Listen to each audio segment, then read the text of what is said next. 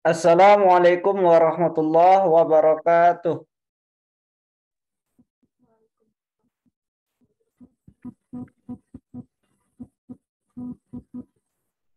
Ya, apa bisa dengar suara saya? Ya. Ya, jadi di sini kita pertemuan pertama ya untuk persiapan tes BUMN. Nah, sebelumnya saya perkenalkan diri terlebih dahulu ya. Nama saya Rusdi Ahmad. Nah, di sini kegiatan saya sehari-hari yaitu membimbing peserta untuk persiapan tes masuk kerja seperti BUMN, CPNS, P3K ataupun yang lainnya. Nah, di sini nanti akan ada guru tentor lainnya ya yang akan membantu saya. Adapun dalam seleksi BUMN itu tahap pertama ada dua tes ya, yaitu TKD, tes kompetensi dasar dan core values atau nilai akhlak. Nah, adapun pada malam ini kita membahas tentang materi TKD BUMN. Nah, sebelum kita mulai materi ini, alangkah baiknya kita cek absensi dulu ya. Silakan sebutkan nama dan daerah asal di kolom chat. Sebutkan nama dan daerah asal di kolom chat.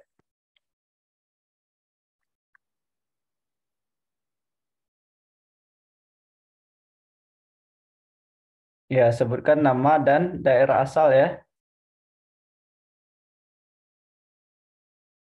Sambil menunggu peserta lainnya ya. Ada Kak Denny, Kak Dio. Nah, ada Kak Umi Febrianti dari Samarinda ya. Ya, silakan sebutkan nama dan daerah asal. Karena di sini pertemuan pertama ya, jadi saya ingin tahu dulu kakak-kakak di sini dari mana ya asalnya. Nah, ada Kak Dila dari Cikarang, Kak Khaironisa dari Sumsel ya. Ya, Kak Mariam dari Cianjur. Nah, salam kenal semuanya. Ya, Kak Dio dari Bandung. Wah, jauh-jauh ya di sini semuanya. Ya, baik, tidak memperpanjang waktu, langsung saja kita mulai ya untuk materi hari ini.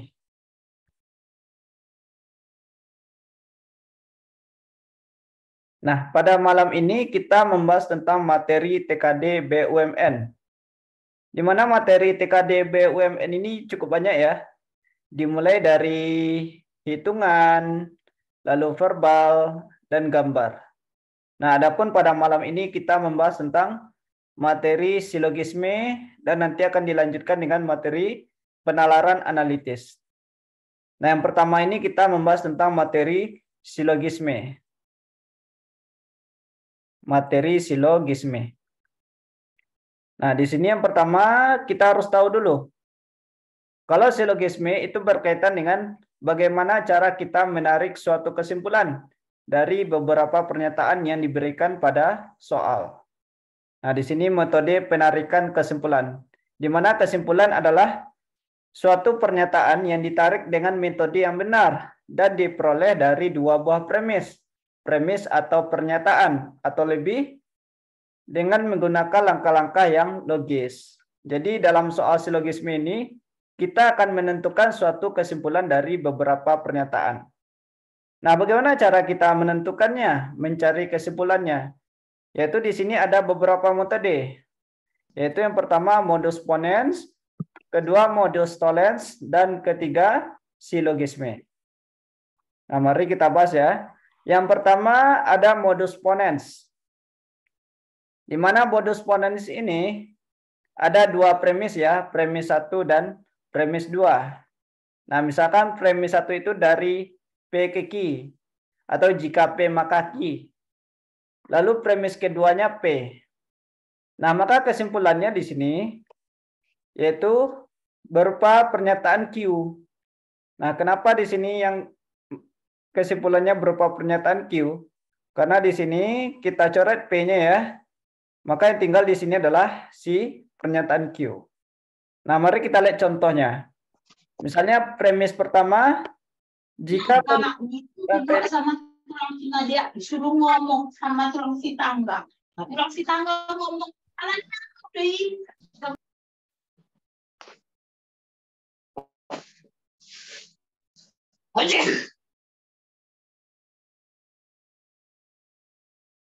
contohnya untuk premis pertama, jika kondisi lantai licin, maka banyak orang yang jatuh.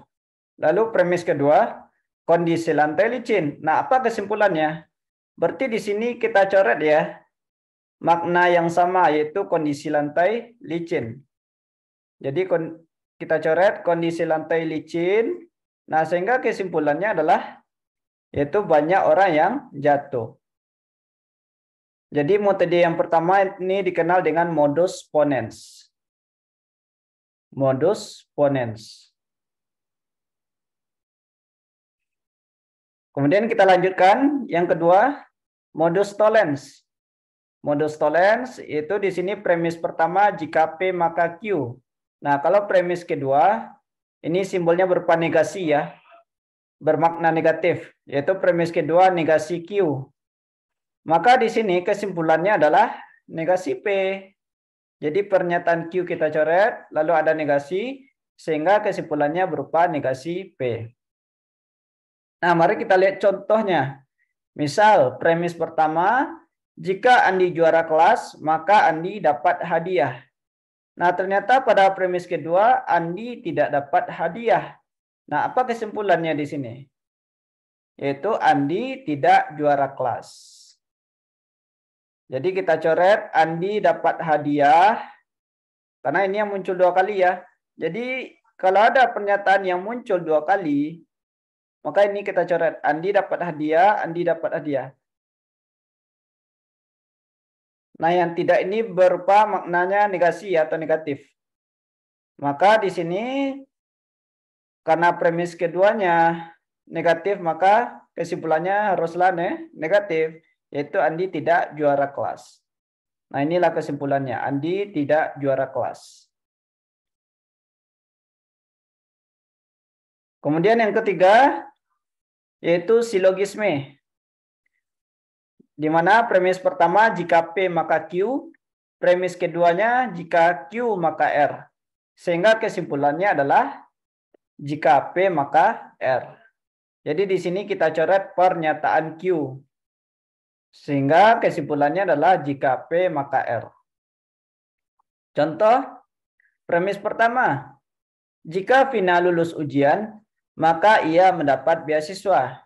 Premis kedua, jika Vina mendapat beasiswa, maka biaya pendidikan menjadi ringan. Nah, apa kesimpulannya di sini? Jadi di sini kita coret ya. Yang kita coret adalah Vina mendapat beasiswa. Nah, kita coret nih. Vina mendapat beasiswa. Nah, setelah itu kita hubungkan. Maka kita peroleh kesimpulannya adalah jika Vina lulus ujian, maka biaya pendidikan menjadi ringan. Jadi inilah kesimpulannya. Jika Vina lulus ujian, maka biaya pendidikan menjadi ringan. Jadi strategi dalam menarik kesimpulan yaitu kita coret yang bermakna sama. Di mana di sini yang bermakna sama adalah Vina mendapat beasiswa. Maka ini yang kita coret. Setelah itu kita hubungkan, nah itulah kesimpulannya. Nah, metode seperti ini dikenal dengan silogisme. Jadi ada 3 metode ya. Yang pertama ada modus ponens, kemudian modus tollens, dan yang terakhir silogisme. Nah, kita lanjutkan. Nah, selain itu ada juga hukum penarikan kesimpulan. Yang pertama, jika semua premis umum, maka kesimpulannya harus umum. Nah, apa yang dikatakan dengan premis umum? Premis umum yaitu suatu premis atau pernyataan itu ditandai dengan kata semua atau ditandai dengan kata setiap. Jadi ada suatu premis atau suatu pernyataan itu dimulai dengan kata semua atau dengan kata setiap. Nah, jadi jika semuanya premis umum, maka kesimpulannya haruslah berupa premis umum. Maksudnya adalah Jika premis 1 dan premis 2-nya diawali dengan kata semua, maka haruslah kesimpulannya diawali dengan kata semua. Nah, ini maksudnya ya. Nah, mari kita lihat contoh. Premis pertama, semua hewan membutuhkan air. Berarti diawali dengan kata semua. Nah, karena diawali dengan kata semua, maka ini merupakan premis umum. Pernyataan umum. Kemudian premis kedua, semua hewan membutuhkan oksigen. Berarti ini diawali dengan kata semua. Maka ini merupakan premis umum. Jadi kalau ada suatu premis atau pernyataan yang diawali dengan kata semua, setiap, nah itu merupakan premis umum. Nah, karena semua premisnya, premis 1 dan premis 2, itu diawali dengan kata semua, berarti premis umum ya. Maka kesimpulannya haruslah berupa premis umum. Nah, di mana premis umum itu suatu pernyataan yang diawali dengan kata semua atau diawali dengan kata setiap. Nah, sehingga kesimpulannya di sini adalah berarti diawali dengan kata semua. Maka kesimpulannya adalah semua hewan membutuhkan air dan oksigen. Jadi kesimpulan di sini kita hubungkan premis 1 dan 2. Dan di sini kita mengawalinya dengan kata semua. Karena kesimpulannya haruslah berupa premis umum. Lalu kata hubungnya untuk premis 1 dan premis 2 yaitu dengan kata hubung dan. Air dan oksigen. Jadi kesimpulannya adalah semua hewan membutuhkan air dan oksigen.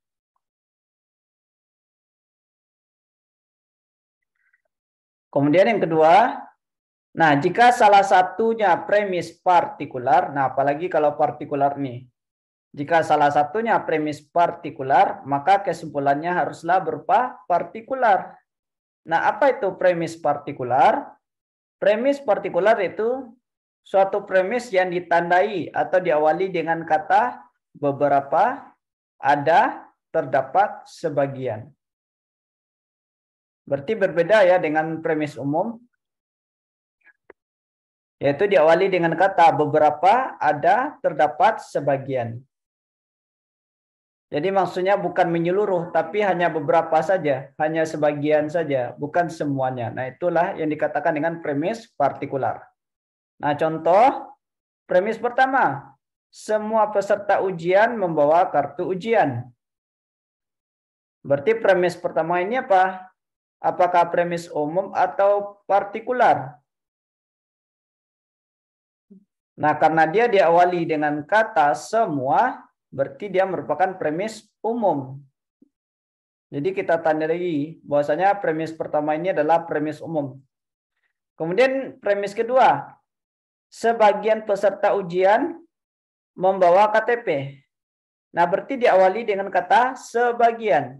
Nah, kalau sebagian berarti merupakan premis partikular. Jadi premis kedua ini adalah premis partikular. Nah, kita lihat hukum yang kedua di sini.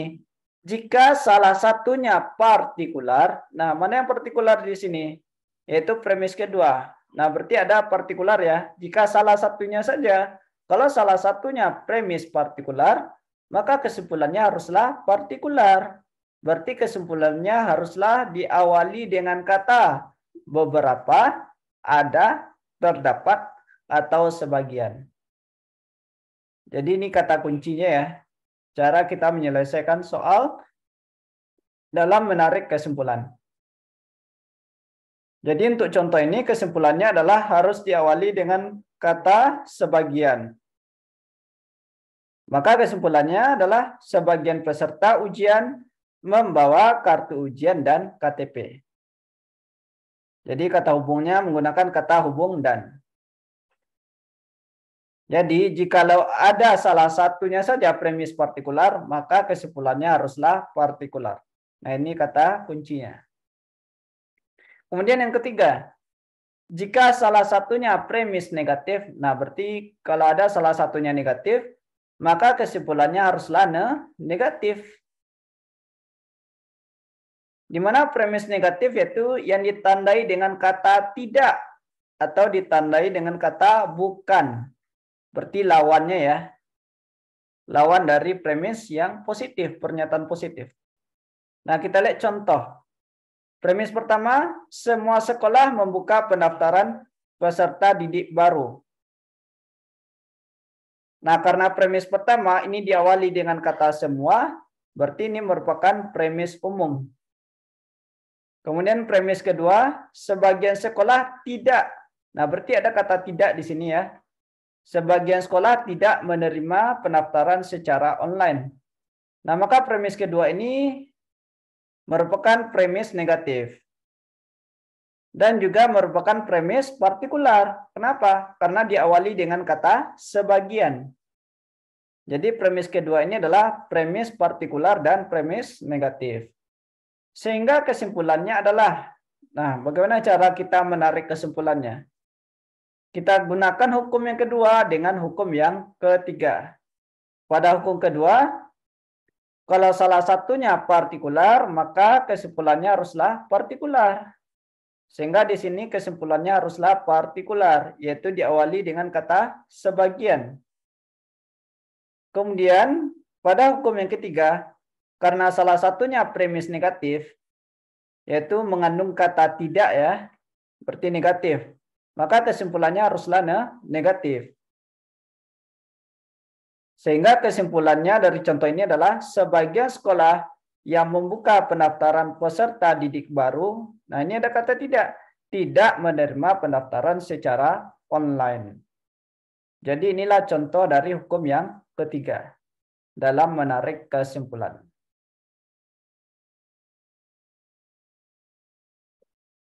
Nah, kemudian kita lanjutkan dengan materi penalaran analitis.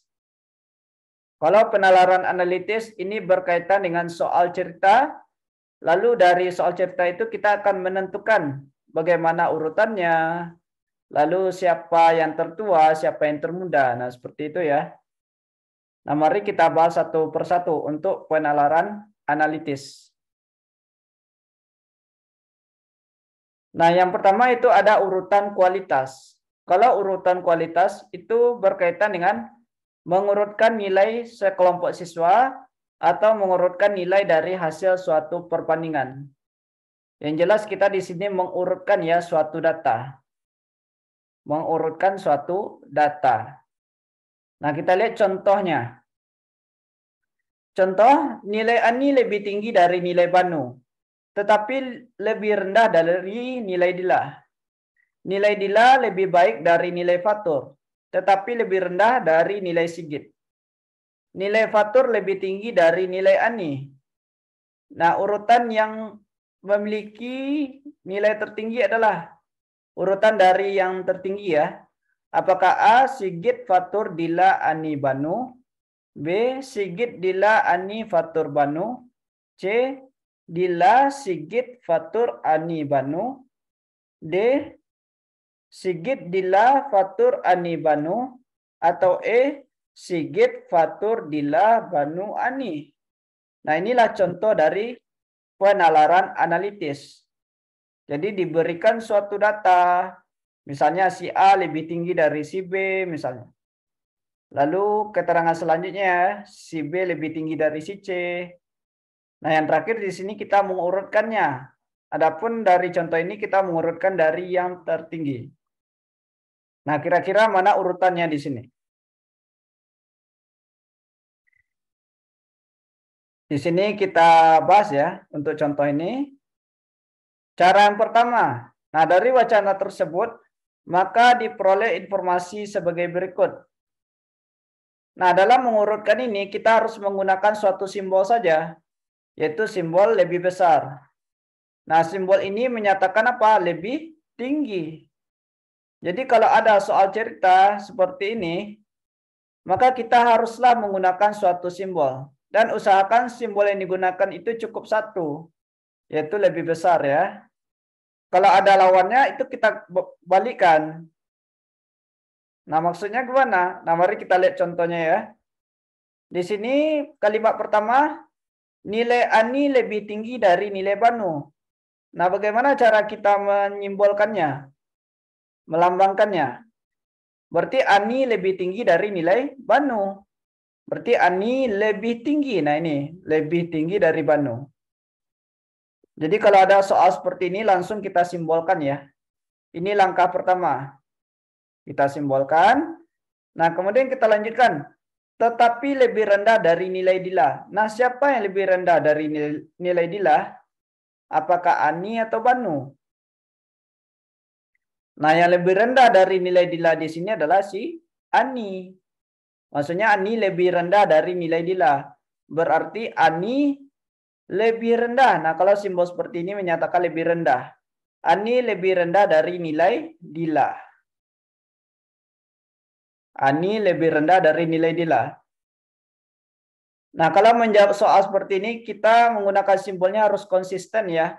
Kalau simbol pertamanya lebih tinggi, ya kita usahakan semuanya menggunakan simbol yang lebih tinggi.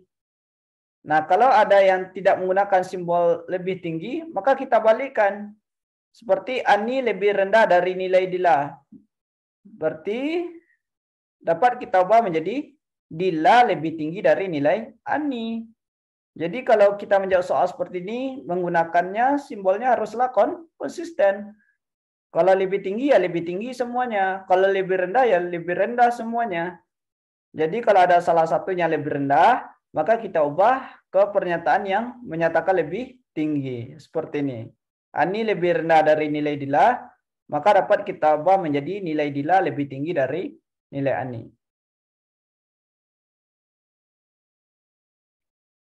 Pernyataan berikutnya. Nilai Dila lebih baik dari nilai Fatur. Berarti Dila lebih tinggi dari Fatur nilainya. Nah, maka Dila lebih tinggi dari nilai Fatur. Jadi setiap pernyataan itu kita simbolkan satu persatu. Dila lebih tinggi dari nilai Fatur. Tetapi lebih rendah dari nilai Sigit. Nah, maka simbolnya adalah Dila lebih rendah dari nilai Sigit. Nah, karena di sini menyatakan lebih rendah, berarti kita balikkan ke yang lebih tinggi. Atau Sigit lebih tinggi dari nilai Dila. Maka simbolnya seperti ini. Jadi dalam menyimpulkannya itu harus konsisten ya. Kalau kita menggunakan simbol lebih tinggi, maka semuanya haruslah menggunakan simbol lebih tinggi. Dan yang terakhir, nilai Fatur lebih tinggi dari nilai Ani. Berarti Fatur lebih tinggi dari Ani. Nah ini ya, Fatur lebih tinggi dari Ani. Nah setelah kita mendapatkan simbolnya seperti ini, langkah yang terakhir barulah kita urutkan. Urutan dari nilai yang tertinggi. Sehingga kita dapatkan urutannya adalah Sigit, Dila, Fatur, Ani, Banu. Sigit, Dila, Fatur, Ani, Banu. Maka jawabannya adalah D ya. Jawabannya adalah D. Jadi ini cara pertama dalam menjawab soal penalaran analitis. Lalu ada juga cara lainnya, cara yang kedua. Nah, cara yang kedua yaitu di sini kita langsung membaca ke soal. Jadi ketika kita bertemu soal analitis, langsung kita baca apa yang ditanya. Yaitu urutan dari yang memiliki nilai tertinggi. Berarti kita mengurutkan dari yang tertinggi. Maka kita pandang bahwa semua opsi ini memiliki urutan dari yang tertinggi. Berarti dari kiri ke kanan itu adalah dari yang tertinggi ke terendah. Ya, dari yang tertinggi ke yang terendah. Setelah itu, kita sesuaikan dengan pernyataan yang diberikan. Masing-masing pernyataan kita sesuaikan dengan pilihannya. Kalau ada yang tidak tepat, itu langsung kita coret ya. Nah, maksudnya di sini, Ani lebih tinggi dari nilai Banu. Berarti urutannya apa? Karena di sini kita mengurutkan dari yang tertinggi. Berarti urutannya adalah Ani, Banu. Kalau ada yang tidak sesuai, maka langsung kita coret. Nah, kita periksa satu persatu. Untuk opsi A, Ani lebih tinggi dari Banu. Berarti benar ya, Ani, Banu. Jadi urutannya adalah Ani, Banu. Kemudian opsi B, Ani Banu. Benar ya? Ani Banu. Jadi kita memperhatikan untuk urutan antara si Ani dan Banu. Kemudian opsi C, Ani Banu. Benar. Lalu opsi D, Ani Banu. Benar. Nah, sedangkan pada opsi E, di sini urutannya adalah Banu Ani. Nah, maka pada opsi E ini adalah salah. Nggak mungkin ini jawabannya. Karena ini nggak mungkin jawabannya, langsung kita coret untuk opsi E. Berarti sudah tereliminasi satu jawaban. Jadi opsi E ini udah pasti salah. Nah, ini cara kedua ya. Kita baca soalnya, apa yang ditanya yaitu mengurutkan nilai yang tertinggi. Lalu kita perhatikan masing-masing pernyataan. Nah, kita sesuaikan dengan pilihannya. Kalau ada yang tidak tepat, langsung kita eliminasi. Kemudian kita lanjutkan. Tetapi lebih rendah dari nilai Dila. Berarti Ani lebih rendah dari nilai Dila. Nilai Ani lebih rendah dari nilai Dila. Sedangkan di soal itu yang ditanya apa? Urutan dari yang tertinggi. Berarti kalau mengurutkan dari yang tertinggi adalah Dila lebih tinggi dari Ani. Maka urutannya adalah Dila, Ani. Dila, Ani. Dila, Ani ya. Nah, kita cek satu persatu. Untuk opsi A, sudah benar ya. Dila, Ani. Benar. Opsi B, Dila, Ani. Benar juga. Opsi C, Dila, Ani. Benar. Begitu juga dengan opsi D. Dila, Ani. Benar ya. Maka benar untuk pernyataan kedua ini. Kemudian kita lanjutkan. Nilai Dila lebih baik dari nilai Fatur. Berarti nilai Dila lebih tinggi dari nilai Fatur. Maka urutannya adalah Dila, Fatur. Nah, kita cek satu persatu. Opsi A, Fatur, Dila. Nah, ini salah. Seharusnya urutannya adalah Dila, Fatur.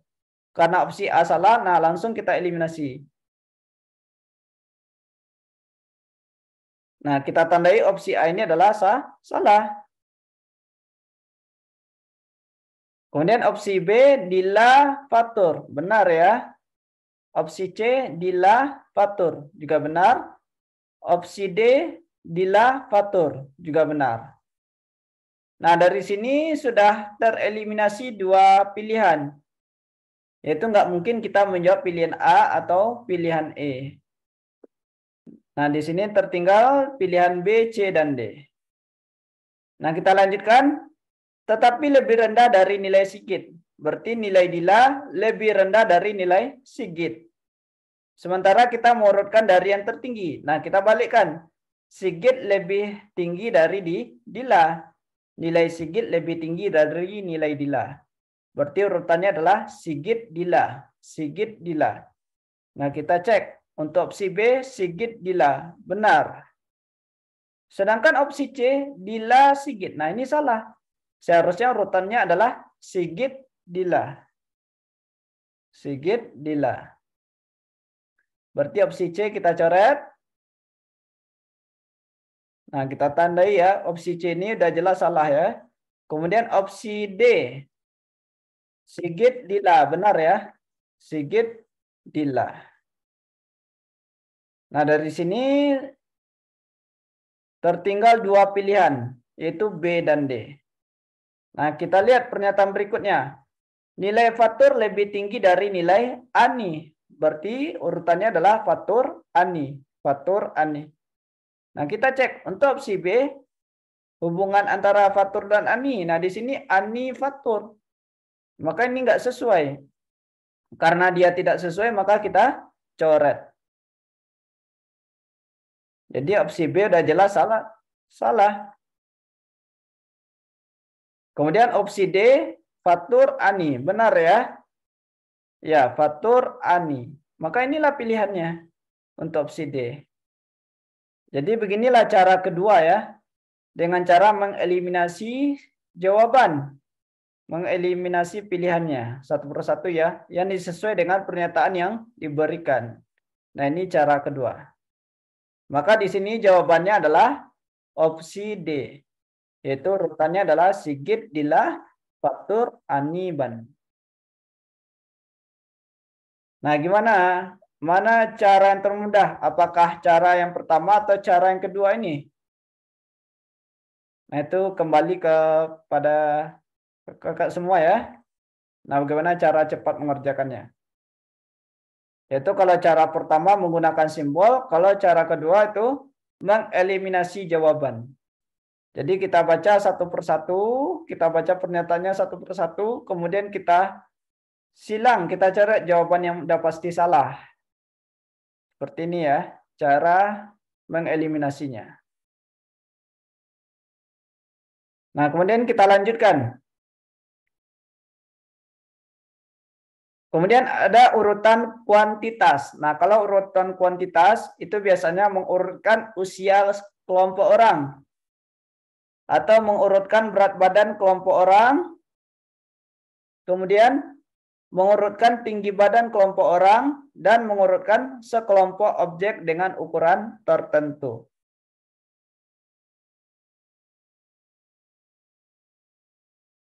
Nah, kita lihat contohnya ya. Intan sekarang berusia 12 tahun. Sedangkan umur Anto 2 kali lebih tua daripada umur Badu. Umur Badu 3 tahun lebih tua daripada umur Nida.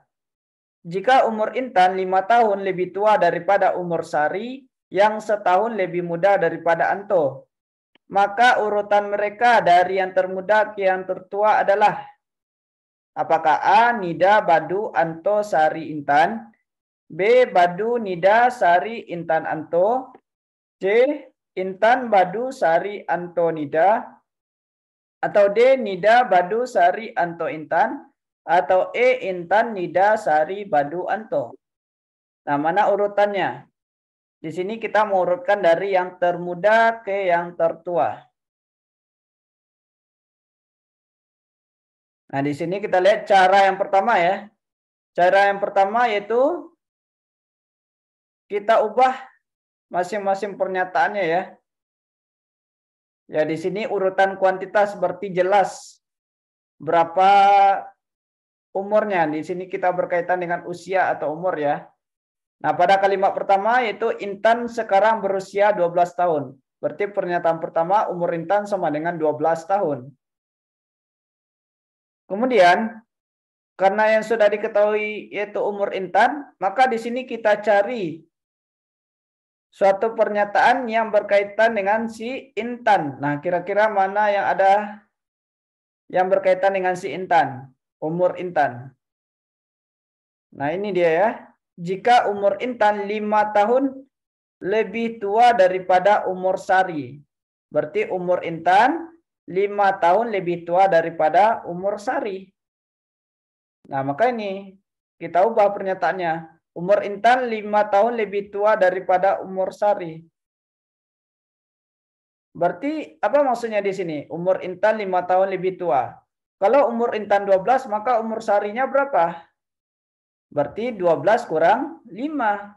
Karena dia 5 tahun lebih tua. Berarti Sarinya adalah 5 tahun lebih muda daripada Intan. Maka umur Sari adalah 12 kurang 5 sama dengan 7. Jadi umur Sari di sini adalah 7 tahun. Umur Sari adalah 7 tahun. Kemudian kita cari pernyataan yang berkaitan dengan umur Sari. Karena umur Sari sudah kita dapatkan yaitu 7 tahun. Nah, di sini umur Sari yang setahun lebih muda. Berarti kita gunakan pernyataan ini. Umur Sari yang setahun lebih muda daripada Anto. Nah, ini yang kita cari ya. Yang kita gunakan. Umur Sari setahun lebih muda daripada Anto. Ini berarti umur Anto yaitu setahun lebih tua. Setahun lebih tua dari si umur Sari. Maka umur Anto sama dengan 7 tambah 1. Karena umur Sari adalah 7 tahun ya.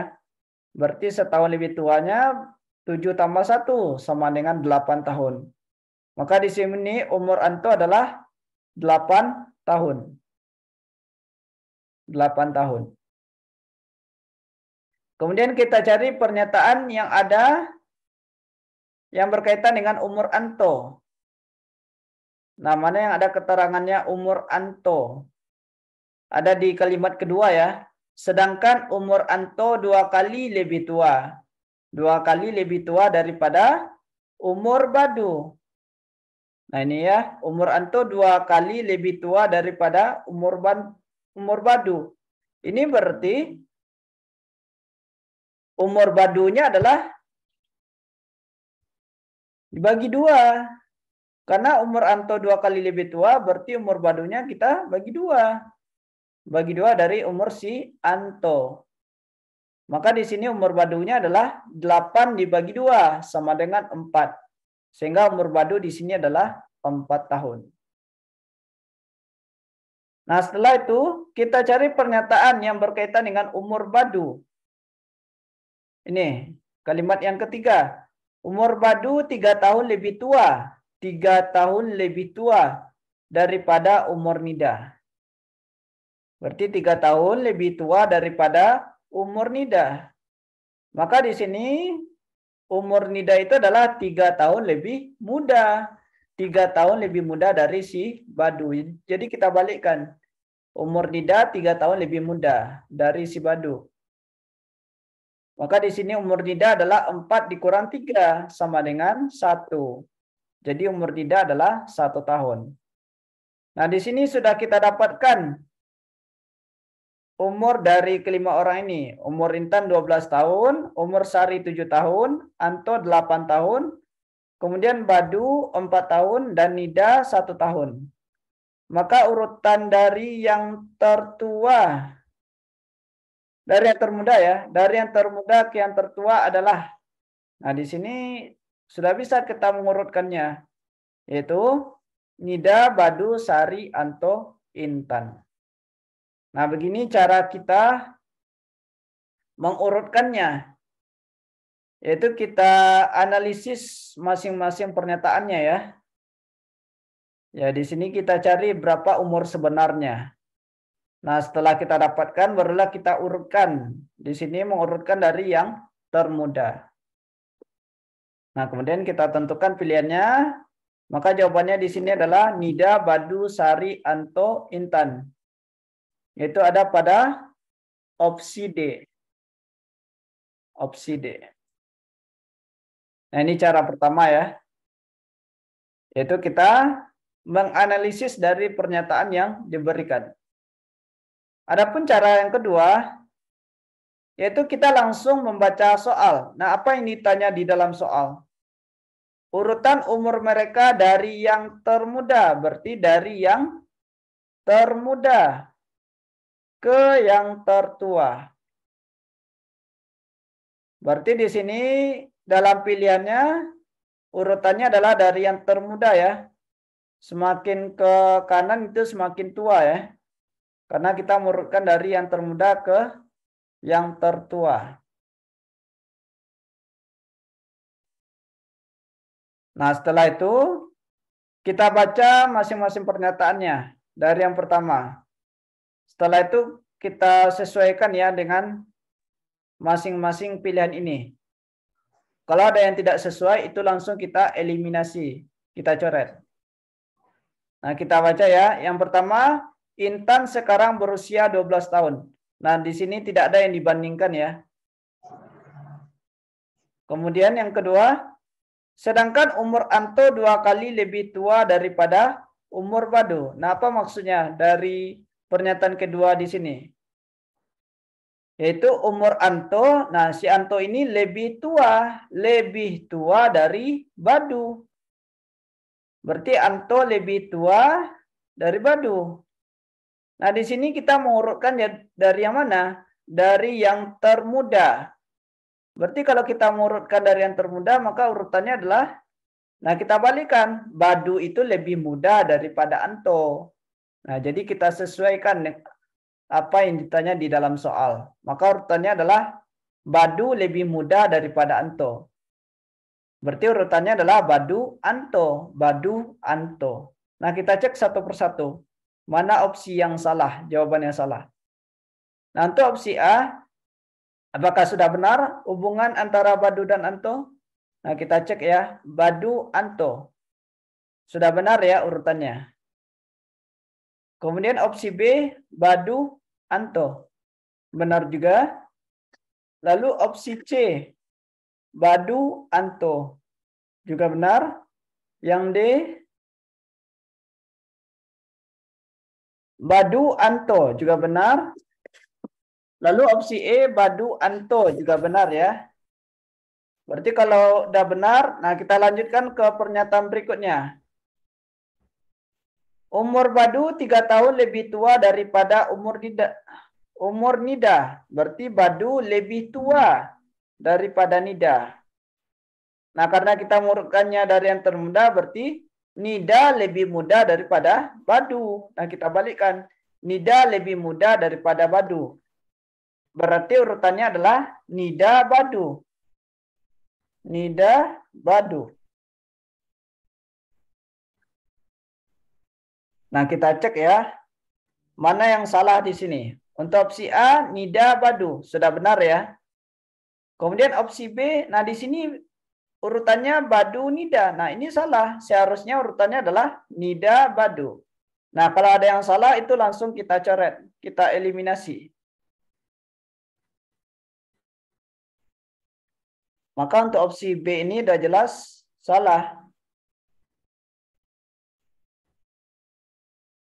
Nah, kita lanjutkan opsi C. Di sini kita lihat urutannya Badu, Nida. Nah, ini juga salah ya. Badu, Nida. Seharusnya urutannya adalah Nida, Badu. Nah, ini kita coret. Lalu untuk opsi D, Nida, Badu. Nah, ini benar ya. Nida, Badu. Dan opsi E, Nida, Badu. Juga benar. Maka di sini kita dapatkan bahwasanya opsi B dan C sudah pasti salah. Sehingga di sini tinggal 3 pilihan, yaitu pilihan A, D, dan E. A, D, dan E. Kemudian kita lanjutkan. Jika umur Intan 5 tahun lebih tua daripada umur Sari, berarti Intan lebih tua daripada Sari. Atau Sari lebih muda daripada Intan. Sari lebih muda daripada Intan. Berarti urutannya adalah Sari, Intan. Nah, kita cek. Untuk opsi A, Sari, Intan. Sudah benar. Opsi D, Sari, Intan. Juga benar.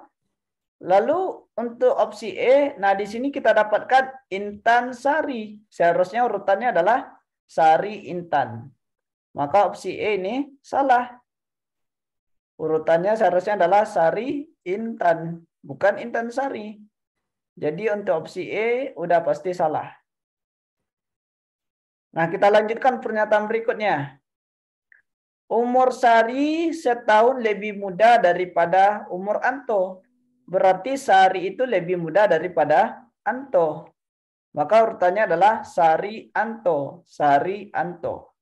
Nah, kita lihat opsi A. Opsi A di sini kita dapatkan urutannya Anto, Sari. Seharusnya urutannya adalah Sari, Anto. Berarti opsi A ini salah. Jawabannya salah. Nah, maka di sini opsi A udah pasti salah ya.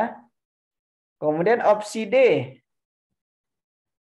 Sari, Anto. Nah, ini benar ya. Nah, maka inilah jawabannya, yaitu opsi D. Jadi inilah cara kedua. Kita baca masing-masing pernyataan, kemudian kita sesuaikan dengan pilihannya. Kalau ada yang salah, yang tidak tepat, maka langsung kita eliminasi, kita coret. Yang tertinggal di sini hanyalah opsi D. Nah, inilah jawabannya. Maka urutan dari yang termuda adalah Nida, Badu, Sari, Anto, Intan. Jadi jawabannya adalah D.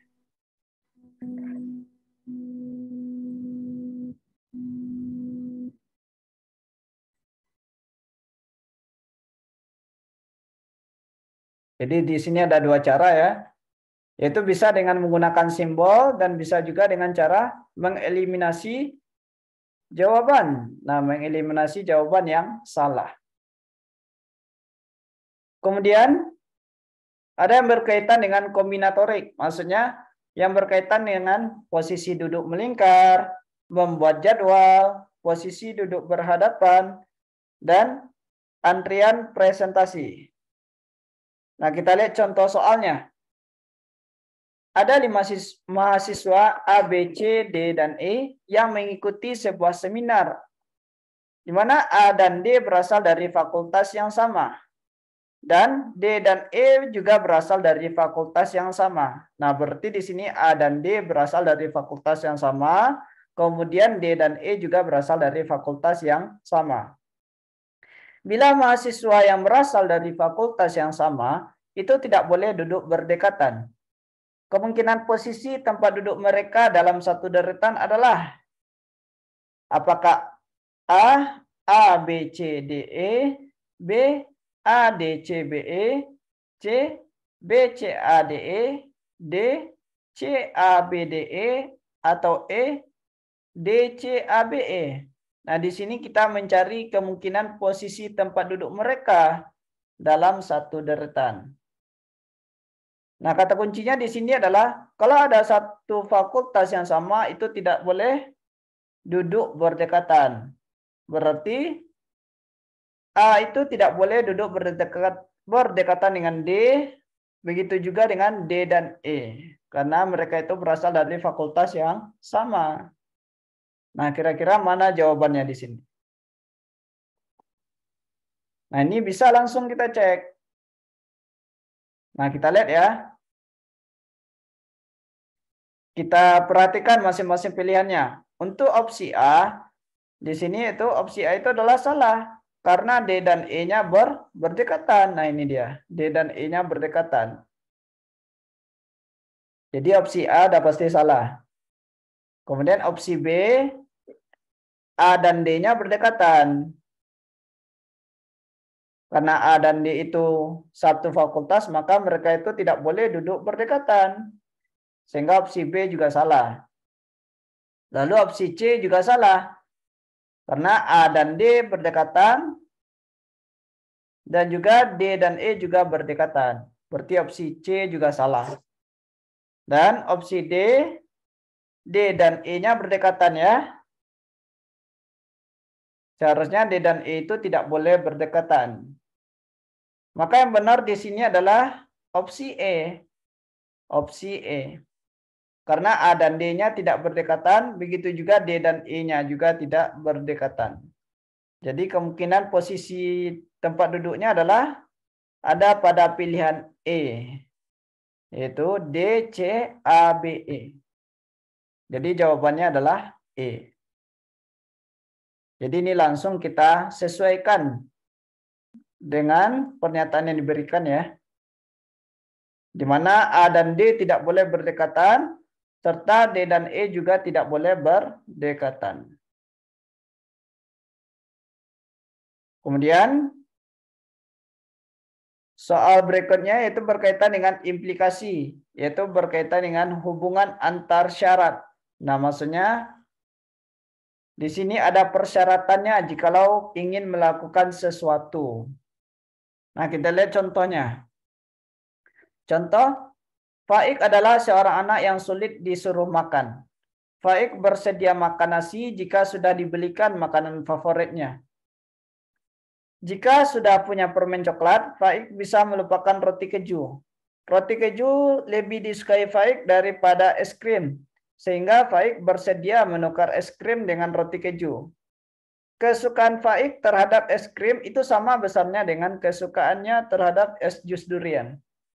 Dan Faik lebih menyukai roti keju daripada mangga aroma manis. Makanan paling favorit apakah yang bisa dibelikan ibu untuk Faik agar bersedia makan nasi? Apakah A. roti keju, B. es krim, C. mangga aroma manis, D. permen coklat, atau E. jus durian? Nah, berarti di sini kita mencari apa makanan paling favorit yang bisa dibelikan ibu untuk Faik agar Faik ini bersedia makan nasi. Nah, di sini kita analisis satu persatu. Nah, kita lihat ya. Berarti kita urutkan terlebih dahulu. urutan makanan faik dari yang paling favorit. Nah, di sini katanya faik bersedia makan nasi jika sudah dibelikan makanan favoritnya. Berarti kita mencari apa makanan favoritnya. Jika sudah punya permen coklat, Faik bisa melupakan roti keju. Berarti permen coklat itu lebih favorit dibandingkan roti keju. Maka urutannya permen coklat, kemudian roti keju ya. Nah, ini urutannya. Lalu roti keju lebih disukai Faik daripada es krim. Berarti roti keju itu lebih disukai daripada es krim. Maka urutannya adalah roti keju, kemudian es krim. Roti keju, es krim. Selanjutnya, kesukaan Faik terhadap es krim itu sama dengan kesukaannya terhadap es jus durian. Berarti es krim itu sama dengan es jus durian. Nah, maka kita buatkan aja seperti ini. Es krim atau jus durian. Es krim atau jus durian. Karena dia sama ya. Lalu Faik lebih menyukai roti keju daripada mangga arum manis. Berarti roti keju ini lebih disukai dibandingkan mangga arum manis. Maka urutannya adalah roti keju, kemudian mangga arum manis. Nah, di sini kita mencari makanan paling favoritnya. Makanan paling favoritnya ya. Nah, kira-kira mana makanan paling favoritnya? Nah, di sini kenapa ada dua kemungkinan? Karena di sini tidak ada keterangan hubungan antara mangga arum manis dengan es krim ini. Maka di sini kita buat dua kemungkinannya. Bisa saja es krim itu lebih disukai daripada mangga arum manis atau sebaliknya, mangga arum manis itu lebih disukai daripada es krim atau jus durian. Jadi di sini ada dua kemungkinan. Akan tetapi yang paling favorit di sini adalah permen coklat. Karena dia berada di urutan pertama. Berarti inilah makanan kesukaannya atau makanan paling favorit. Jadi jawabannya adalah D, permen coklat. Nah, inilah contoh dari soal penalaran analitis. Nah, adapun tips dan triknya di sini adalah yang pertama, pahami soal cerita yang diberikan. Kemudian temukan kata kunci pada soal. Nah, apa kata kuncinya? Atau bisa kita temukan di dalam pertanyaannya. Jadi kita langsung baca pertanyaannya. Apa ini minta dalam soal? Apakah dia mengurutkan dari yang tertinggi atau dari yang terendah? Atau menentukan makanan paling favoritnya atau menentukan posisi tempat duduk. Jadi kita langsung baca pertanyaannya, apa yang diminta di dalam soal. Nah, setelah itu ubahlah setiap kalimat dalam bentuk simbol tertentu. Nah, ini yang berkaitan dengan urutan. Misalnya lebih tinggi, lebih besar. Nah, setelah itu kita ubah ke dalam bentuk simbol. Nah, contoh, apabila menggunakan kata lebih besar, berarti kita gunakan simbol seperti ini. Dan kita menggunakannya haruslah konsisten. Nah, kalau salah satu pernyataannya berupa lebih besar, maka pernyataan lainnya juga menggunakan simbol lebih besar. Nah, kalau ada lawannya lebih rendah, berarti kita tukar ke lebih besar. Jadi kita di sini haruslah konsisten, yaitu menggunakan satu simbol saja. Kalau lebih besar, ya lebih besar saja semuanya, agar lebih mudah dalam mengurutkannya. Lalu, jika diperlukan menggambar posisi tertentu, nah seperti posisi duduk, maka buatlah gambar posisi yang sedemikian rupa sehingga sama dengan persyaratan yang diberikan. Ini yang berkaitan dengan posisi tempat duduk ya. Misalnya A berhadapan dengan B, berarti kita gambarkan A berhadapan dengan B. Atau A di samping B, nah kita buatkan A di samping B. Jadi langsung kita gambarkan. Kemudian hubungkan semua pernyataan dalam suatu kesimpulan. Jadi dari beberapa pernyataan itu langsung kita hubungkan, kita gabungkan semuanya. Dan nanti akan membentuk suatu kesimpulan. Misalnya mengurutkan dari yang termuda ke yang tertua, berarti sudah dapat suatu kesimpulannya ya. Nah, inilah urutannya. Nah, setelah itu kita sesuaikan mana jawabannya. Tentukan pilihan jawaban yang tepat. Ini berdasarkan kesimpulan yang sudah kita analisis ya dari pernyataan yang diberikan. Nah, inilah tips dan trik dalam menjawab soal penalaran analitis. Nah, sampai di sini apakah ada pertanyaan terkait materi TKD BUMN, yaitu materi silogisme dan analitis?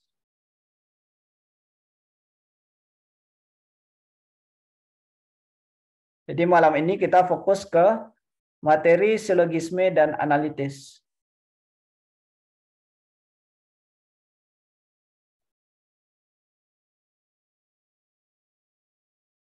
Nah, silakan dibaca lagi ya materi ini yang berkaitan dengan silogisme dan analitis.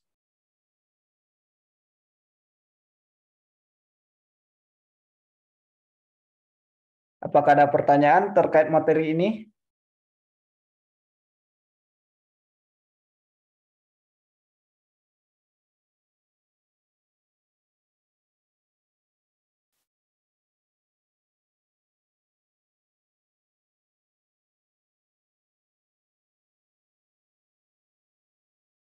Nah, kalau tidak ada pertanyaan ya. Jikalau tidak ada pertanyaan, kita lanjutkan dengan mengerjakan latihan soal silogisme dan analitis. Ya, kita lanjutkan dengan mengerjakan soal latihannya. Silakan kerjakan soal latihan, di mana link latihannya itu sudah ada di dalam grup WA. Nah, silakan diklik linknya, silakan dikerjakan selama lebih kurang 20 menit. Nah, setelah mengerjakannya, langsung kita bahas bersama. Silakan kerjakan soal latihan TKD BUMN ini yang berkaitan dengan materi silogisme dan analitis. Di mana di sana ada 20 soal dan dikerjakan dalam waktu 20 menit. Ya, silakan dikerjakan ya soal latihannya. Link soal latihannya sudah ada di dalam grup ya. Jadi silakan diklik dan langsung dikerjakan.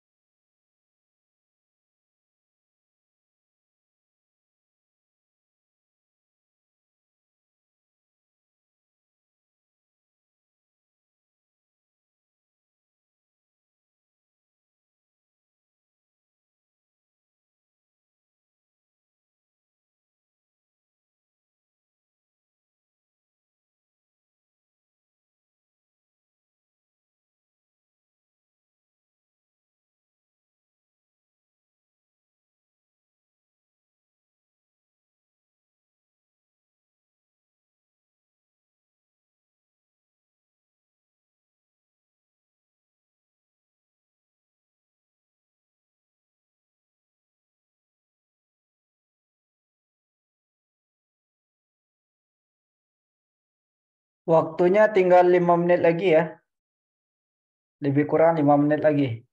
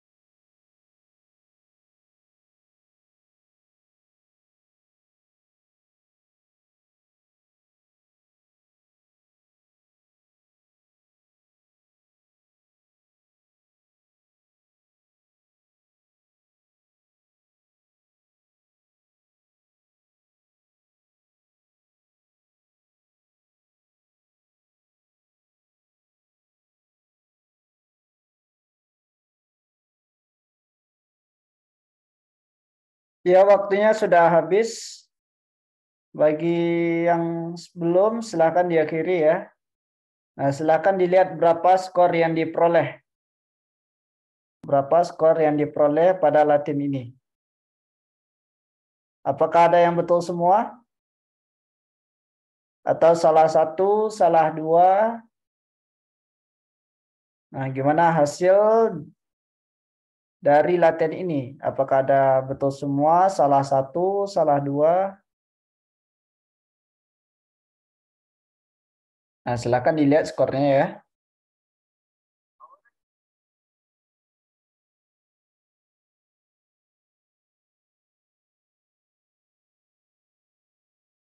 Wah, di sini ada yang betul semua ya. Ada yang betul semua dari Kak Deni. Kak Deni Aulia itu betul semua. Ya, yang lainnya ada yang salah dua, nilainya 90, lalu 85, 80. Nah, bagi yang belum memuaskan nilainya bisa dikerjakan lagi ya nanti ya, diulang lagi. Silakan dibaca materinya, kemudian dikerjakan lagi latihannya. Nah, baik, langsung saja kita bahas latihannya ya. Latihan dari soal ini. Nah, kita bahas. Soal pertama, semua anggota paduan suara pandai menyanyi. Anto tidak bisa menyanyi. Nah, apa kesimpulannya? Apakah A. Anto tidak pandai menyanyi? B. Anto adalah penyanyi. C. Anto bukan anggota paduan suara. D. Anto adalah anggota paduan suara. Atau E. Anto adalah penari. Nah, kira-kira mana jawabannya di sini? Ya, mari kita lihat ya. Nah, di sini jelaslah bahwa kesimpulannya adalah Anto bukan anggota paduan suara.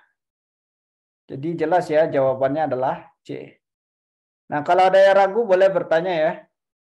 Jadi kita bisa berdiskusi dalam menjawab soal ini. Kalau ada yang ragu ya. Kemudian soal nomor 2. Semua mahasiswa Universitas Gatotkaca lulus tepat waktu. Sebagian mahasiswa Universitas Gatotkaca bekerja di BRI. Kesimpulan yang tepat adalah apakah A. Semua mahasiswa Universitas Gatotkaca lulus tidak tepat waktu? B. Semua mahasiswa Universitas Gatotkaca bekerja di BRI. C. Semua pekerja di BRI menjadi mahasiswa Universitas Gatotkaca.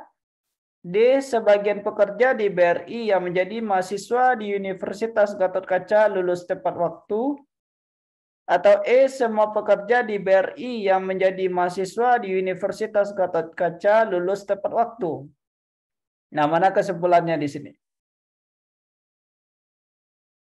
Di sini premis pertama diawali dengan kata semua. Dan premis kedua diawali dengan kata sebagian. Maka kesimpulannya adalah itu premis partikular yang diawali dengan kata sebagian.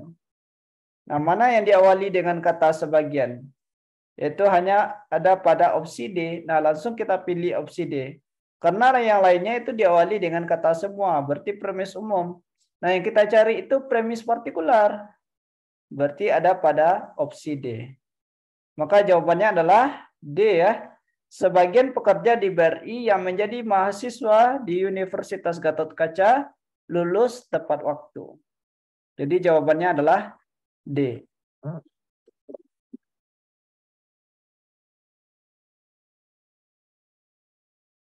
Soal nomor 3. Beberapa benda yang memuai adalah logam. Semua logam adalah benda padat. Kesimpulannya, apakah A. hanya logam yang memuai yang merupakan benda padat? B. Benda yang bukan logam tidak memuai. C. Beberapa benda padat dapat memuai. D. Benda padat dapat memuai. Atau E. Benda yang memuai adalah logam. Nah, mana kesimpulannya di sini? Apakah A, B, C, D, atau E?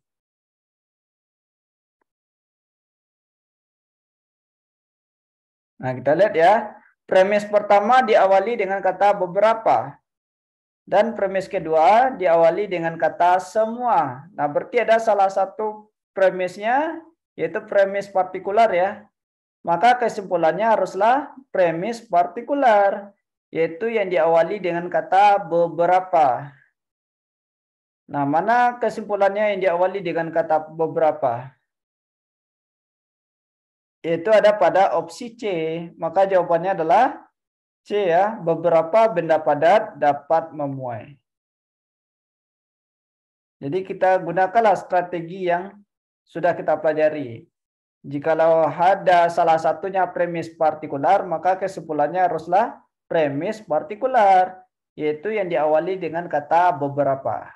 Jadi jawabannya adalah C.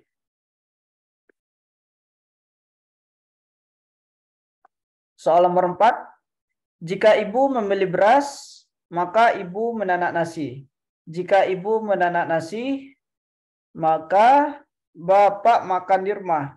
Ternyata bapak tidak makan di rumah. Ini berarti apakah A, ibu membeli beras, B, ibu membeli beras dan tidak menanak nasi, C, ibu tidak menanak nasi, D, ibu membeli beras dan menanak nasi, atau E, ibu tidak membeli beras. Nah, mana jawabannya di sini?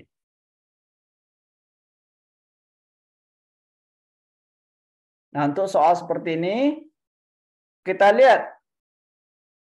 Berarti kita tarik kesimpulannya ya, dari pernyataan pertama dan pernyataan kedua. Atau premis pertama dan premis kedua. Premis pertama, jika ibu membeli beras, maka ibu menanak nasi. Premis kedua, jika ibu menanak nasi, maka bapak makan di rumah. Maka dari kedua premis ini kita peroleh kesimpulannya adalah jika ibu membeli beras, maka bapak makan di rumah. Jadi kita coret nih ibu menanak nasinya. Sehingga kesimpulan pertamanya adalah jika ibu membeli beras, maka bapak makan di rumah. Nah, ternyata di sini bapak tidak makan di rumah. Nah, apa kesimpulannya di sini? Bapak tidak makan di rumah. Maka kesimpulannya adalah, jawabannya adalah ibu tidak membeli beras.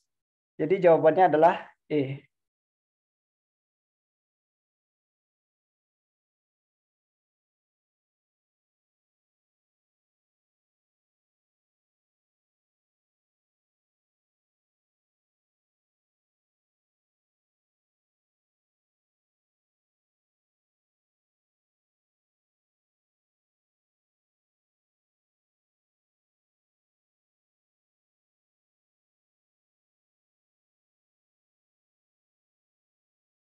Jadi jawabannya adalah E ya, ibu tidak membeli beras.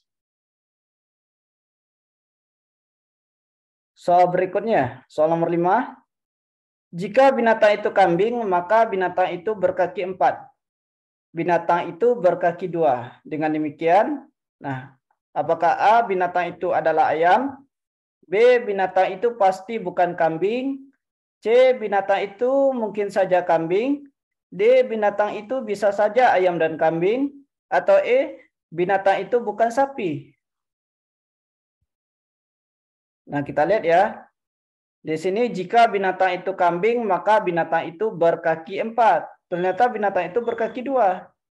Nah, kalau kita menjawab soal seperti ini, kita gunakan pernyataan ini. Nah, di sini apa yang dibicarakan? Yaitu objeknya adalah kambing. Nah, berarti kalau ada objek lainnya yang bukan kambing, berarti itu bukan pilihannya. Misal seperti opsi A ya, binatang itu adalah ayam. Walaupun ayam itu berkaki 2, cuman ini tidak tepat. Maksudnya kita harus menggunakan fakta yang diberikan di dalam soal, keterangan yang ada di dalam soal. Sedangkan di dalam soal itu berbicara tentang kambing, berarti kita harus mencari kesimpulannya yang berkaitan dengan kambing tersebut. Nah, kalau ayam di sini tidak ada dibicarakan tentang ayam di dalam soal. Jadi opsi A bukan jawabannya ya. Kemudian B, binatang itu pasti bukan kambing. Atau C, binatang itu bukan mungkin saja kambing. D, binatang itu bisa saja ayam dan kambing. Nah, ayam tidak dibicarakan di dalam soal, jadi tidak mungkin jawabannya D. Begitu juga dengan E, binatang itu bukan sapi. Karena sapi tidak ada dibicarakan di dalam soal. Jadi kalau kita menjawab soal seperti ini, kita harus mencari apa objek utamanya. Objeknya adalah kambing, berarti kesimpulannya haruslah yang berkaitan dengan kambing. Maka kesimpulannya adalah B ya, binatang itu pasti bukan kambing. Karena kalau kambing itu berkaki 4, sedangkan ternyata di sini binatang itu berkaki 2. Jadi kesimpulannya adalah B, binatang itu pasti bukan kambing.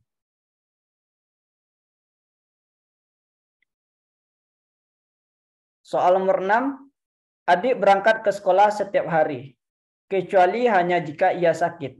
Hari ini adik sakit. Nah, mana pernyataan yang benar di sini?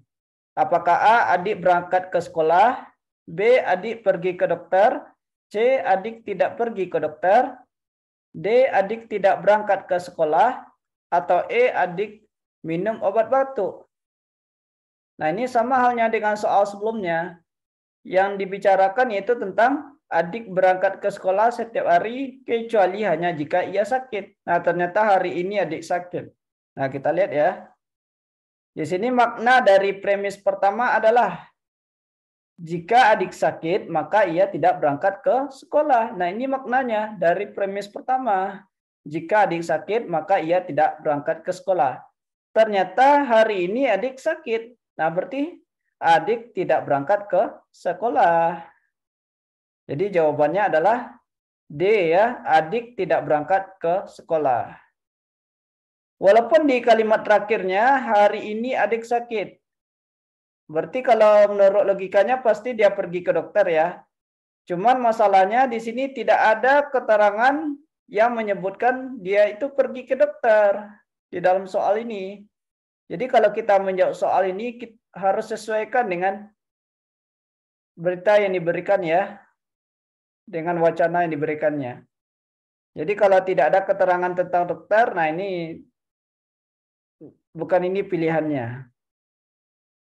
Jadi kita untuk menentukan pilihannya harus menyesuaikan apa yang diketahui di dalam soal. Maka jawabannya adalah D, adik tidak berangkat ke sekolah. Soal nomor 7. Tidak ada pohon yang hidup di bebatuan. Semua bebatuan ada di padang pasir. Nah, apakah A, semua pohon hidup di padang pasir? B, semua pohon tidak hidup di padang pasir? C, di padang pasir ada pohon? D, di padang pasir tidak ada bebatuan? Atau E, beberapa bebatuan ada di padang pasir? Nah, kita lihat di sini makna dari premis pertama adalah, nah di sini katanya tidak ada pohon yang hidup bebatuan. Berarti maknanya sama dengan semua pohon tidak hidup di bebatuan. Berarti semua pohon tidak hidup di bebatuan, semua bebatuan ada di padang pasir. Berarti di sini kedua premisnya merupakan premis umum karena diawali dengan kata semua. Maka kesimpulannya haruslah berupa premis umum, yaitu yang diawali dengan kata semua. Berarti kita mengecek apakah jawabannya A atau B. Maka di sini yang tepat adalah, yaitu kesimpulannya adalah B ya. Semua pohon tidak hidup di padang pasir. Jadi jawabannya adalah B.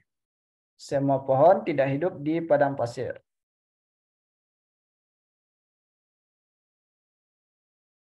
Soal nomor 8. Jika ada masyarakat yang tidak mengenakan masker selama PPKM, maka ia akan mendapatkan sanksi.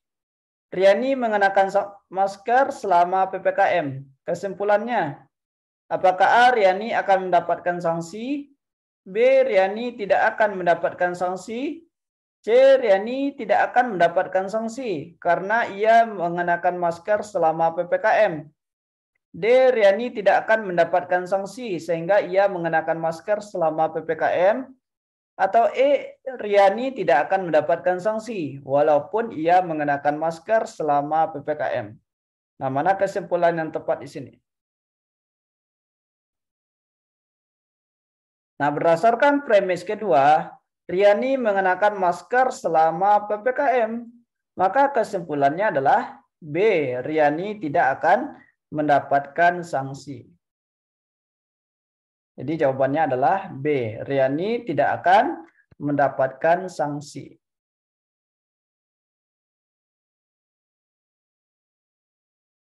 Soal nomor 9. Semua virus memiliki lapisan lemak. COVID-19 adalah jenis virus baru. Kesimpulannya, apakah A, COVID-19 tidak memiliki lapisan lemak? B, COVID-19 memiliki lapisan lemak?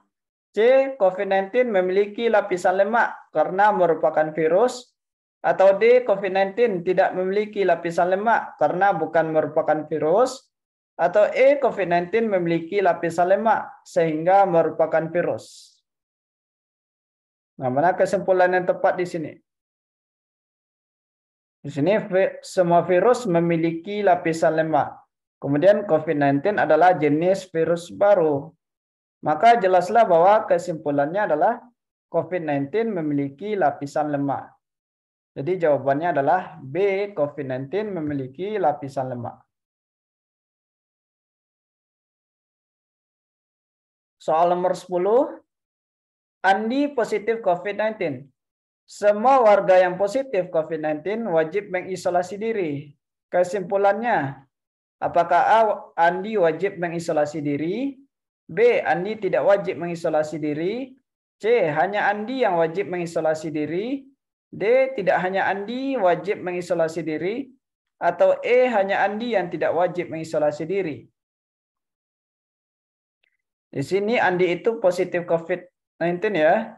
Nah, semua warga yang positif COVID-19 wajib mengisolasi diri. Maka jelaslah bahwa kesimpulannya adalah A, Andi wajib mengisolasi diri.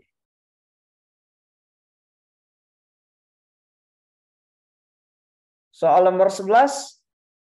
5 orang pedagang asongan menghitung hasil penjualan dalam satu hari. Pedagang 3 lebih banyak menjual dari pedagang 4, tetapi melebihi pedagang pertama.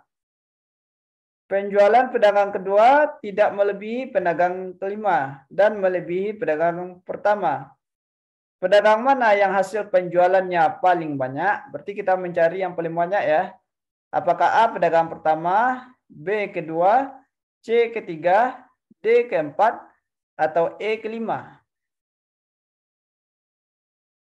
Nah, maka di sini kita lihat ya. Pernyataan kedua, pedagang ketiga lebih banyak menjual daripada pedagang keempat, tetapi tidak melebihi pedagang pertama. Maka urutannya adalah pedagang keempat, kemudian pedagang ketiga, lalu pedagang pertama. Nah, ini urutannya dari yang sedikit ya, paling sedikit hingga paling banyak. Kemudian pernyataan berikutnya, penjualan pedagang kedua tidak melebihi pedagang kelima dan melebihi pedagang pertama.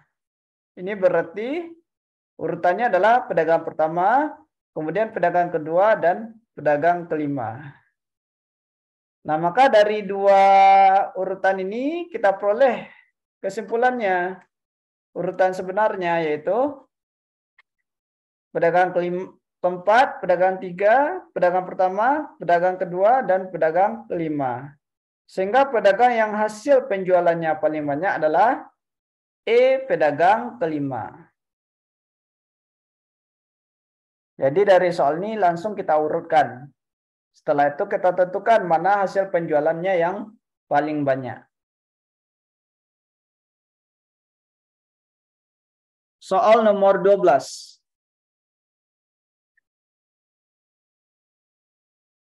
Anto berlari lebih cepat daripada Indra. Kakak berlari lebih lambat daripada Ivan. Ivan berlari lebih lambat daripada Rino. Indra berlari lebih cepat daripada Rino.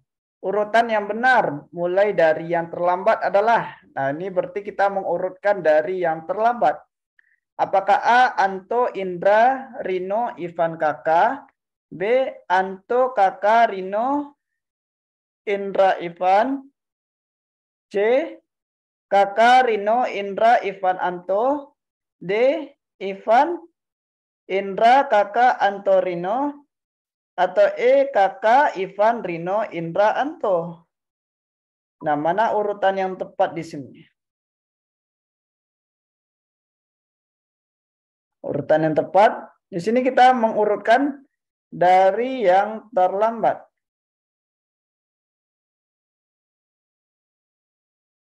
Nah, di sini kita menggunakan simbol lebih kecil. Berarti kita menggunakan simbol lebih kecil yang menyatakan lebih lambat ya. Maka di sini kita perhatikan. Pernyataan pertama, Anto berlari lebih cepat daripada Indra. Berarti Anto lebih cepat daripada Indra atau Indra lebih lambat daripada Anto. Nah, langsung kita simbolkan. Indra lebih lambat daripada Anto. Kemudian kakak berlari lebih lambat daripada Ivan. Berarti kakak lebih lambat daripada Ivan. Selanjutnya Ivan lebih lambat daripada Rino. Nah ini Ivan lebih lambat daripada Rino. Dan yang terakhir Indra lebih cepat daripada Rino. Atau sebaliknya ya. Rino lebih lambat daripada Indra. Nah setelah itu kita urutkan dari yang terlambat. Yaitu Kakak, Ivan, Rino, Indra, Anto. Nah ini kita sesuaikan dengan urutan ini. Maka jawabannya adalah E, Kakak, Ivan, Rino, Indra, Anto.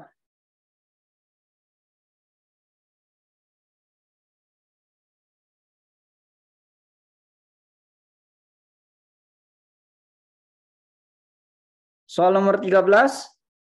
Siska harus kursus bahasa Mandarin setiap Kamis. Sedangkan Julia kursus bahasa Inggris 3 kali seminggu setiap Selasa, Rabu, dan Kamis. Sementara Weni harus kursus bahasa Jepang pada hari yang sama dengan Julia, kecuali hari Rabu. Linda kursus komputer setiap Rabu. Siapakah yang pergi kursus pada hari yang sama setiap pekan? Apakah A. Linda, Siska, dan Weni? B. Julia, Siska, dan Weni? C. Julia, Linda, dan Weni? D. Siska dan Linda? Atau E. Weni dan Linda? Di sini kita mencari siapa yang pergi kursus pada hari yang sama setiap pekannya. Nah, maka untuk soal seperti ini kita buat jadwalnya. Nah, dari soal ini kita dapatkan yang berangkat pada hari Selasa yaitu Julia dan Weni ya. Kemudian pada hari Rabu yaitu Julia dan Linda. Dan pada hari Kamis yaitu Siska, Julia, dan Weni. Dari tabel tersebut yang pergi kursus pada hari yang sama setiap pekan yaitu, nah di sini kita lihat pada hari Kamis yaitu Siska, Julia, dan Weni. Maka jawabannya adalah B, Julia, Siska, dan Weni.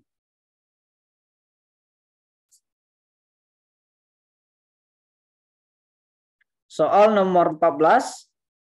Prestasi belajar Andi lebih tinggi dari Kiki dan lebih rendah dari Tono. Prestasi belajar Sinta lebih rendah dari Andi, tetapi lebih tinggi dari Kiki. Sedangkan prestasi belajar Dono lebih tinggi dari Kiki dan Sinta.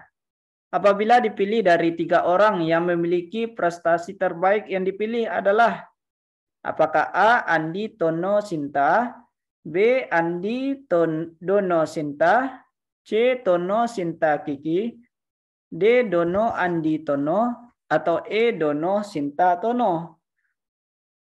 Nah, di sini kita mencari 3 orang yang memiliki prestasi terbaik. Nah, kira-kira siapa 3 orang tersebut? Di sini urutannya adalah, kita lihat ya, prestasi belajar Andi lebih tinggi dari Kiki dan lebih rendah dari Tono. Nah, berarti urutannya Andi lebih tinggi dari Kiki ya. Berarti Andi, Kiki. Sedangkan Andi itu lebih rendah dari Tono. Atau Tono lebih tinggi dari Andi. Berarti urutannya adalah Tono, Andi, Kiki. Tono, Andi, Kiki. Nah, ini dia. Kemudian prestasi belajar Sinta lebih rendah dari Andi. Atau Andi lebih tinggi daripada Sinta. Nah, maka urutannya kita dapatkan Tono, Andi, Sinta, Kiki. Tetapi lebih tinggi dari Kiki. Berarti Sinta, Kiki. Sedangkan prestasi belajar Dono lebih tinggi dari Kiki dan Sinta. Berarti Dono, Sinta, Kiki. Nah, inilah kemungkinannya. Kemungkinan urutannya dari prestasi belajar yang tertinggi. Yang pertama Dono, Sinta, Kiki. Yang kedua Tono, Andi, Sinta, Kiki. Nah, maka 3 orang yang terbaik di sini adalah Dono, Andi, dan Tono. Nggak mungkin Sinta dan Kiki ini yang merupakan prestasi yang terbaik. Karena udah jelaslah bahwasanya Dono itu lebih baik daripada Sinta dan Kiki.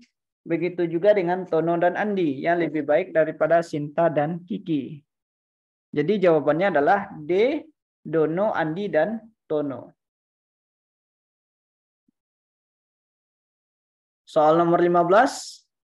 Ada 5 mahasiswa P, Q, R, S, dan T yang mengikuti sebuah seminar. Mahasiswa P dan Q berasal dari fakultas yang sama. Dan S dan T juga berasal dari fakultas yang sama. Bila mahasiswa yang berasal dari fakultas yang sama tidak boleh duduk berdekatan.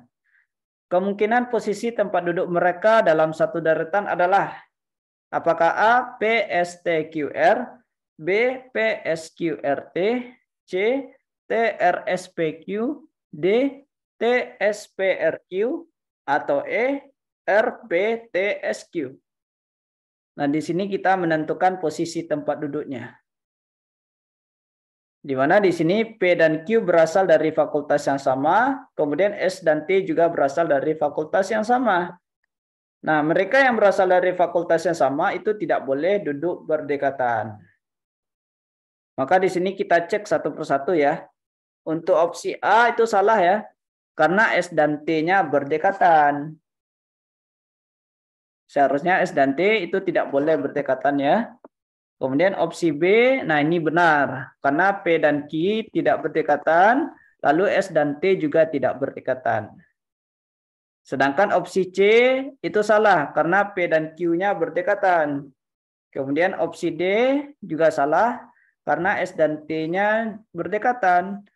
Begitu juga dengan opsi E, S dan T-nya berdekatan. Sehingga posisi tempat duduk mereka yang mungkin adalah ada pada pilihan B, yaitu P, S, Q, R, T. Jadi jawabannya adalah B. Soal nomor 16. Amri membeli baju dan sarung untuk lebaran. Dodo hanya membeli sarung baru. Harun membeli sama dengan Indra ditambah sepatu. Agung membeli celana, sarung, dan peci. Sedangkan Indra membeli sama persis dengan Amri. Siapakah yang tidak membeli baju baru? Apakah A, Amri, Harun? Apakah A, Amri, B, Harun, C, Agung, D, Indra, atau E, tidak ada? Nah, di sini kita mencari siapa yang tidak membeli baju baru. Nah, kita lihat di sini. Yang membeli baju adalah Amri, Harun, dan Indra.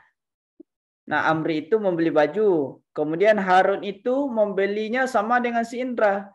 Nah, karena Indra membeli yang sama persis dengan Amri, berarti Indra juga membeli baju dan Harun juga membeli baju. Berarti yang membeli baju adalah Amri, Harun, dan Indra. Maka yang tidak membeli baju baru adalah Agung. Jadi jawabannya adalah C, Agung. Kemudian soal nomor 17. Diba kakaknya Sarah, namun adiknya Gari. Dini juga adik Diba dan lebih tua usianya dibandingkan Sarah. Sebutkan urutan keempat saudara itu yang dimulai dari yang paling tua usianya. Apakah A, Diba, Sarah, Dini, Gari. B, Gari, Diba, Dini, Sarah. C, Gari, Diba, Sarah, Dini. D, Gari Dini Diba Sarah atau E Diba Gari Dini Sarah? Nah, di sini kita mengurutkan dari yang paling tua. Nah, kira-kira mana jawabannya? Mengurutkan dari yang paling tua.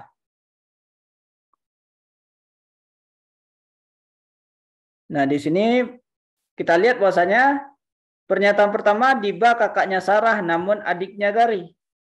Maka urutan dari yang tertua adalah, nah di sini mengurutkannya Gari, Diba, Sarah. Kemudian pernyataan yang kedua, Dini juga adik Diba dan lebih tua dari dibandingkan Sarah. Maka urutan dari yang tertua adalah, nama urutannya adalah Gari, Diba, Dini, Sarah. Jadi jawabannya adalah B, Gari, Diba, Dini, Sarah. Nah, kemudian soal nomor 18.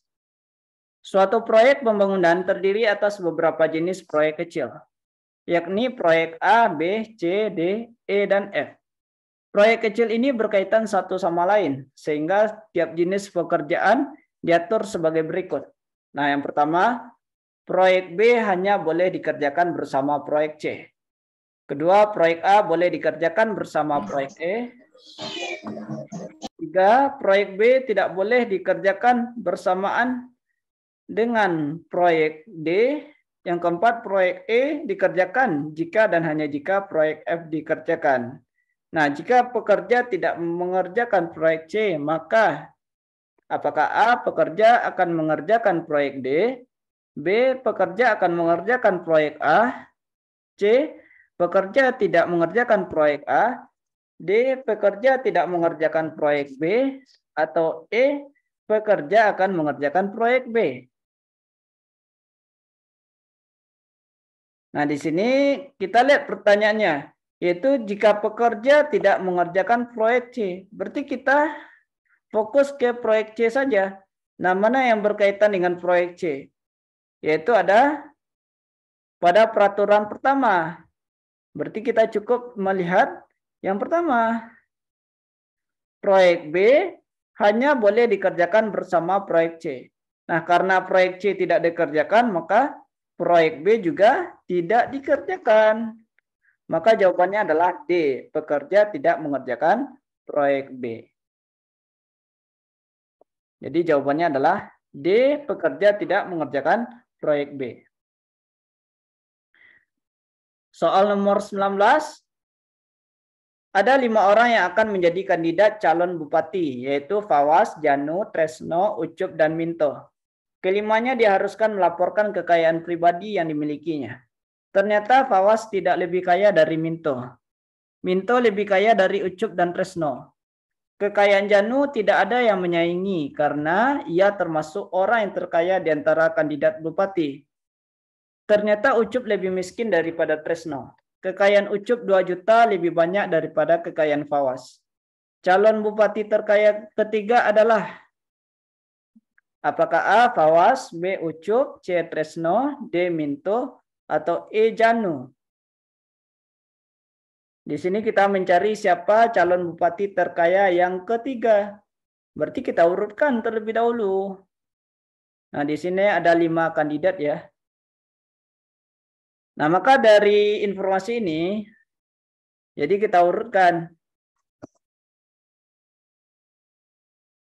Ya, kita urutkan dari yang terkaya yaitu Janu, Minto, Tresno, Ucup, dan Fawaz. Jadi calon bupati terkaya ketiga adalah C, Tresno. Maka jawabannya adalah C, Tresno. Kemudian soal nomor 20. Di masa pandemi COVID-19 ini, Kementerian Kesehatan masih melakukan rapid test untuk menekan penyebaran virus. Sebuah pusat pembelanjaan terdeteksi memiliki seorang karyawan yang positif COVID-19. Gary, Akmal, Jati, Kadir, dan Jaka adalah karyawan pusat pembelanjaan tersebut. Hari ini mereka mengikuti rapid test. Kadir tes lebih dahulu dibandingkan temannya yang lain. Sedangkan Jati mendapatkan giliran terakhir. Akmal mendapatkan giliran sebelum Gary. Sedangkan Jaka mendapatkan giliran sebelum Jati dan Gary. Akmal tidak mungkin mendapat giliran tes sebelum Jaka. Yang akan dites dengan urutan kedua adalah apakah A. Geri, B. Akmal, C. Jati, D. Kadir, atau E. Jaka. Di sini kita mencari siapa yang akan dites dengan urutan yang kedua.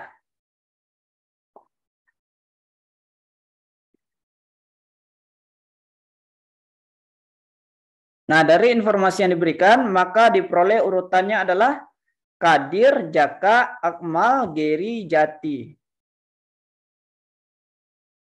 Jadi yang akan dites pada urutan kedua adalah E. Jaka. Maka jawabannya adalah E. Jaka. Nah, sampai di sini apakah ada pertanyaan terkait materi silogisme dan penalaran analitis?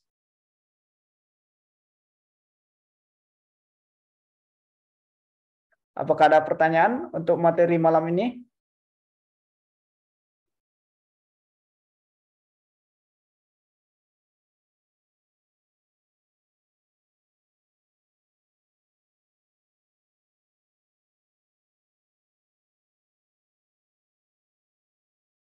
Tidak ada ya? Ya. Jadi silakan diulang lagi materi ini ya. Dan juga materi lainnya yang berkaitan dengan tes seleksi BUMN. Di mana pada tahap pertama ini ada tes TKD dan core values. Nah, silakan dipelajari materinya. Dan video ini juga bisa disimak ya. Video pembelajaran nih. Akan dikirimkan recordingnya atau rekamannya. Jadi itulah pertemuan pada malam ini. Nah, silakan dipelajari lagi materinya dan silakan dikerjakan lagi latihannya yang berkaitan dengan TKD dan core values. Ya, nanti akan dikirimkan videonya ya, rekaman ulangnya atau recordingnya. Ya, akan dikirimkan rekamannya. Mohon maaf kalau ada kesalahan, saya tutup. Assalamualaikum warahmatullahi wabarakatuh. Waalaikumsalam warahmatullahi wabarakatuh. Terima kasih, Pak. Waalaikumsalam warahmatullahi wabarakatuh. Oh, saya mau nanya, Pak, untuk PPT nanti dikirim juga atau cuma video aja ya, Pak? Ya, dikirimkan semuanya. PPT, video, dan latihan soalnya. Oke, makasih, Pak. Iya. Terima kasih, Pak. Siap, sama-sama.